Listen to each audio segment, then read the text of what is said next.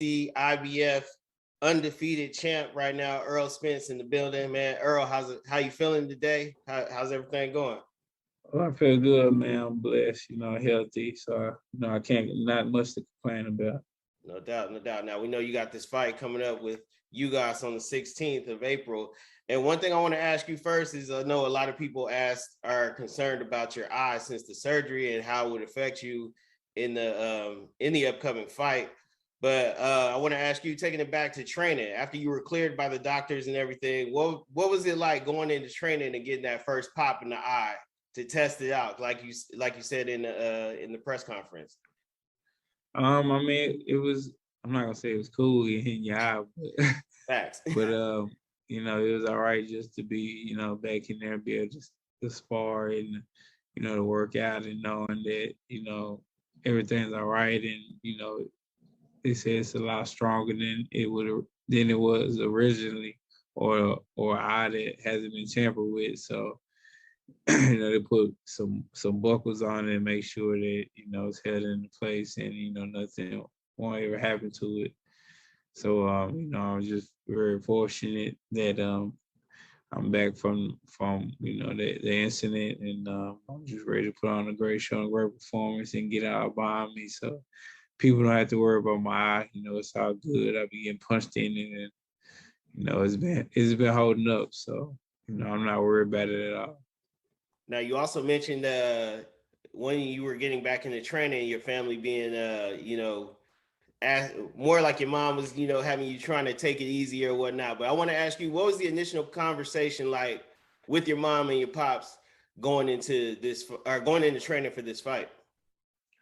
Um, it wasn't really no conversation. My dad always somebody who just keep a close eye on me and just make sure. Like me, I'm more balls to the wall. Not worried about anything, or even if it's a nagging pain or anything. I'm not gonna complain about it, or not even gonna say anything about it. You know, Especially to them, because I feel like they're gonna be like just checking me and everything like that. So he's just watching me and make sure that that everything good, and they'll make sure that my energy levels up and I'm performing the way that I should be. And after every sparring or workout, he tell me how I looked, or he say your energy looks up, or you feel like you need to taper it down a little bit. He tell me to taper it down. So my mom checks on me all the time. So make sure I get my blood work done and make sure that everything, vitamin D or whatever, make sure everything's good. So make sure I have my energy. Facts, facts. Now, man, I know you said on Twitter that you wanted to go into the ring, or you would more than likely be happily to have Buju Johnson or Buju Banton walk you into the ring for your ring walk. But you also mentioned that you were interested in having DSR walk you out in your ring walk. So I want to ask, man, for Dallas' sake, is a DSR walkout possible? Uh, I mean, the DSR walkout definitely possible. I mean, if I wanted, it we can definitely make it happen. So it's something I really haven't been focusing on right now. I just mention every now and then, but it's something that I'm definitely within a few weeks. It's something I'm definitely gonna to look into and see, what I can make happen. But if when I fight in Dallas, I always try to get somebody, from the city that come walk me out. So hopefully, I can do that this time. For sure, for sure.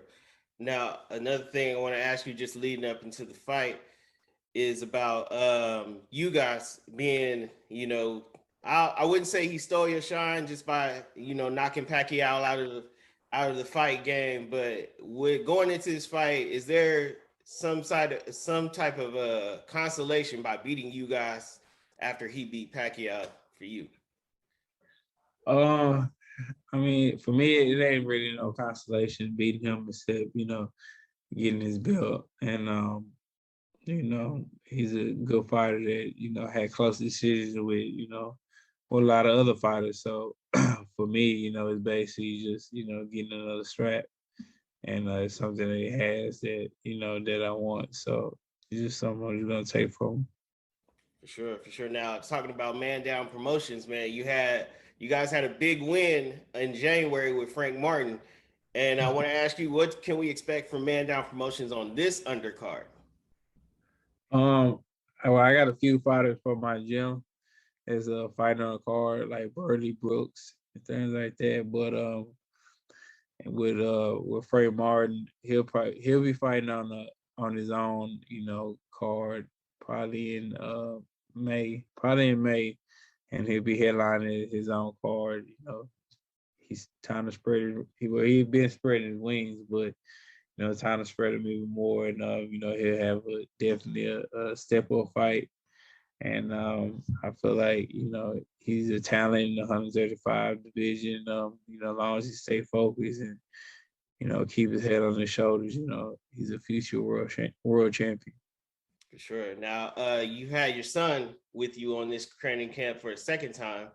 I want to ask you, man, looking as a father, have you noticed any little signs that he might be down this path of boxing like his dad? He walks around, throwing punches and mimicking, what he see in the gym and putting on gloves, mitts, and sometimes you walk around the house throwing punches. But to be honest, I don't really care for him to box. I'd rather him, do something else. I feel like it's more, more bragging rights if he become a doctor or, surgeon or something like that. I feel like that's dope, what I'm saying? Yeah, I got a son that's some surgeon that, a heart surgeon or something like that. So, I'd rather him, do something like that and become a boxer. I feel like, it was for me basically, lay down the bricks in the road for him to, to step on. So, I'm not doing this, for him to become a boxer and get beat up on. Facts. Now, also on Twitter, man, you show a lot of respect to Clarissa Shields, just like she returns the same respect to you every now and again when you have something coming up, and when she has something coming up, you show her like the most support, more than a lot of other boxers in the divisions. And I want to ask you, would it be interesting, like in the future, maybe a double header with Spence and Shields, a headline on a card? Oh, definitely. Chris Shields, she's just super exciting. Girl that can fight like a dude, and always putting on a show, and she's not shy about it. She'll talk a joint and talk a mess, and she gonna say what's on her mind. So most respect to Carisha, being so young and winning so many titles and beating so many opponents and things like that. So that definitely can happen. She just keep winning, stay focused. And I believe she got a big fight ahead of her coming up.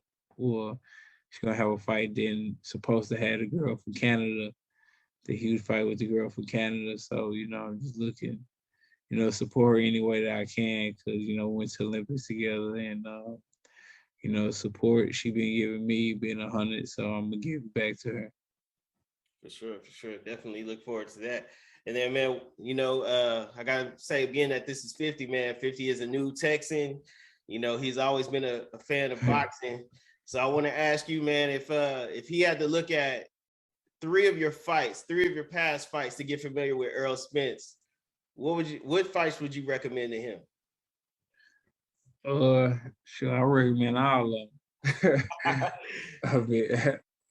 I recommend all of them because all of them are part of me and just a part of my style and things like that. So, I don't think I haven't had a bad showing, and none of my fights just showing a different layer to my game. So, if you want to watch me, you can watch either one of them.